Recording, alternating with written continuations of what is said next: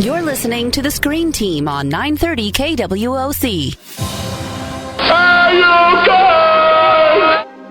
I'm sorry, Dave. I'm afraid I can't do that. I'm gonna make him an offer he can't refuse. Toto, I have a feeling we're not in Kansas anymore. To infinity and beyond! Surely you can't be serious. I am serious. And don't call me Shirley. Please, what does it always mean? This Junior. That's his name. Henry Jones Jr. Like Indiana. We named the dog Indiana. Frankly, my dear, I don't give a damn. I am your father. My mom always said life was like a box of chocolates. You never know what you're going to get. Bond. James Bond. And now the Screen Team on News Radio 930 KWOC.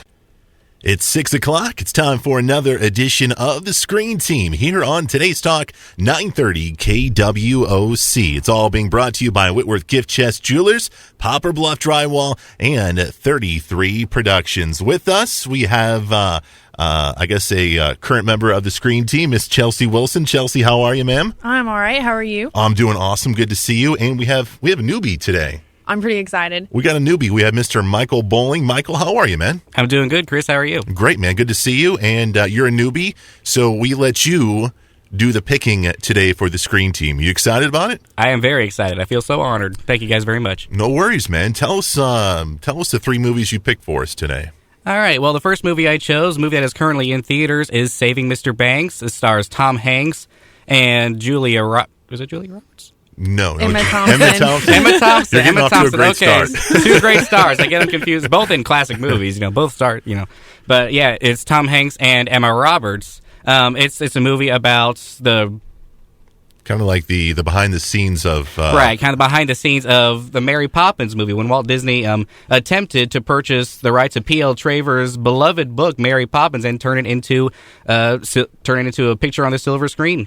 And what's your DVD pick of the week? I chose The Lone Ranger. It recently came out in DVD, and I just went out and saw the movie when it was in theaters. It was one of the first movies, one of the first free movies I saw when I was working at the movie theater, and I absolutely loved it. I thought it was a great movie, and so it seemed like a logical choice. A movie I love. It just came out in DVD, so it was the first choice I picked, and I'm glad you said yes. So I tell you what, man, that's a job I would love to have, is to work at the movie theater, get to see all those free movies. It was awesome, cool? Man. It was very cool. Yeah, when I got the time, at least, I was working and it was in school at the time. I was in nursing school at the time, so that was took up most of my time. But whenever I have free time, I'd go out and see a movie. So. And your personal pick is the movie we're getting ready to review right now, and it's Spaceballs. Tell us, why did you want to choose Spaceballs, man? Well, Spaceballs it popped in my head because, well, it's Mel Brooks. I love pretty much everything Mel Brooks does. Spaceballs, Blazing Saddles, the Robin Hood Men in Tights, Frankenstein. Young Frankenstein's a class. I just happened to choose Spaceballs because it was the first one that popped in my head. Yeah. But yeah, Spaceballs is one of my favorites. Is one of my favorite of Mel Brooks because, well, Star Wars. Everyone loves Star Wars, and to see a spoof on it, and it's just a stupid comedy, man. I mean, it makes no sense, but it's just gut busting hilarious, man. Yeah. And it never gets old. I can watch it all the time, and it never gets old. Chelsea, do you agree with Mr. Michael over here? I liked it when I was a kid. But now that I'm older and actually understand some of the jokes, it's Are you funny, serious, but man? I don't like it. Oh my gosh, you know what? That's weird.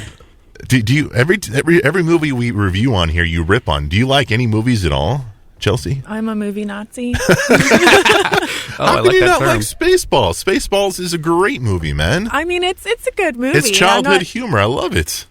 What, do you hate Austin Powers too? No. It's the same thing. It is. It's, like I said, stupid humor. It's just stupid, but it's just so hilarious.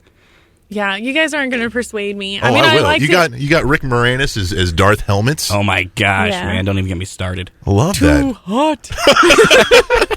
Comb the desert. I said, comb the desert. So we comb the desert. I mean, I quote the movie sometimes, but I watched it so much as a kid. I don't find it as hilarious now. So it's still hilarious. Nothing. Mm-hmm. It's just nothing to me. I've seen this movie about 200 times. Mm-hmm. I still enjoy it. Still love it. How can you not like this movie? It's got John Candy in it as as Barf. Barf. That's funny right there. Yeah, just the name Come right on, there. Man. Barf, the Mog, man dog. I mean, seriously, that is like he's his own comedy. best friend. He really, yes, that is true. He is his own best friend, but it's good thing he's got some other friends too. They have Joan Rivers in there. Right. Oh yeah, Dot. She's funny. You got Pizza the Hutt.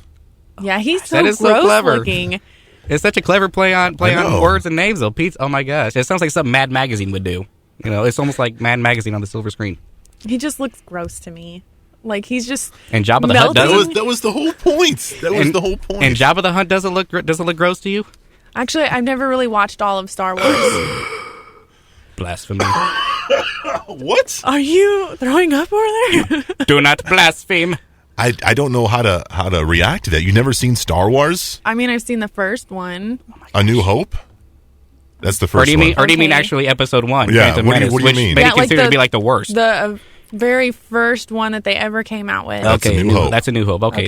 That makes it a little better. So you've seen it in its entirety, right? Yes. And your thoughts are?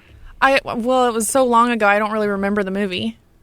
All right. After we get done with this show, we're going to go see Star Wars. Yeah. All right. Okay. We're going to check my big screen. We'll get the surround sound going and do a little cosplay. Yeah, definitely. But back to Spaceballs. All right. I guess that's why I don't really understand the comedy in it. Then it's basically making fun of those science fiction genres. It's making fun of Star Wars. It's making fun of Planet of the Apes. There's a scene where they make fun of Indiana Jones and Wizard of Oz, and it's well, I got that part, but I guess I just didn't understand the point of the jokes since I never really seen. Like I said, all stupid of Star humor. Wars. It doesn't have to have a point. It does not have to have a point. It's just hilarious. Like a circle. Oh yeah, circles are hilarious. One of the scenes, Mel Brooks plays an off-take of Yoda called Yogurt. Oh my god! And Yogurt. they ask Yogurt, what are you doing here? What's your purpose? Merchandising is his purpose. Merchandising. And that's funny because if you're familiar with Star Wars, Star Wars is like Kiss on steroids, man. They just merchandise everything. You put your name on everything. And that's why that's why a lot of this movie is so funny, because it's making fun of Star Wars.